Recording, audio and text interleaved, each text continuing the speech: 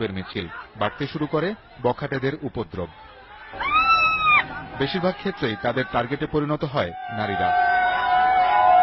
এই বছর it's really vulgar. এখানে মানে কিছু বলার নাই, এটা ফেস্টিভ্যাল না, অ্যাকচুয়ালি নোংরামি বলা চলে। আমি বারবার এই ছেলেগুলোর কাছে সরি বলছি, কিন্তু ওরা আমাকে কি করছে দেখেন। এখন যদি আমার চাকরিটা আমি না বাঁচাতে পারি তাহলে এটার ক্ষতিপূরণ কে দিবে? রেহাই পায়নি পথচারী, যাত্রী, স্কুল বা কলেজ ফেরত শিক্ষার্থীরাও। ভয় লাগতেছে এখন খুবই, আসলে এটা খুবই খারাপ লাগছে।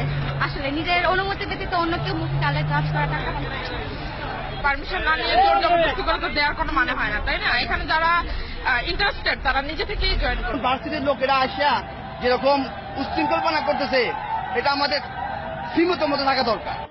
ভুক্তভোগীদের আশঙ্কা, এমন চলতে থাকলে উৎসব পরিণত হবে আতঙ্কে। হিন্দু সম্প্রদায়ের উৎসব হলেও এতে অংশগ্রহণ করছেন সবাই। তবে আশঙ্কার কথা হচ্ছে মানুষ বাড়ার সাথে সাথে ঘটছে উচ্ছৃঙ্খলতা। অনেকেই মনে করছেন যদি পরিমিতি বোধ না জন্মায় তাহলে প্রশ্নবিদ্ধ হবে গোটা উৎসব।